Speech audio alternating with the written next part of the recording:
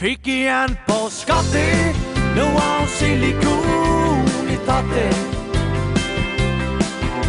Før da var de små, men nå det store året.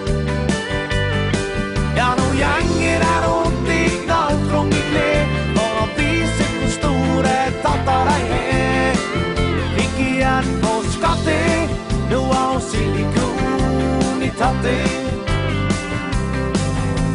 Og alltid gramma seg for at tattene var små.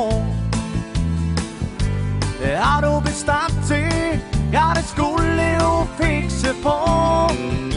Da reiste ned til Oslo for å ta en operasjon. Og når de kom hjem, ja, så var tattene kanon. Fikk igjen på skattet, noe av silikon I tattet.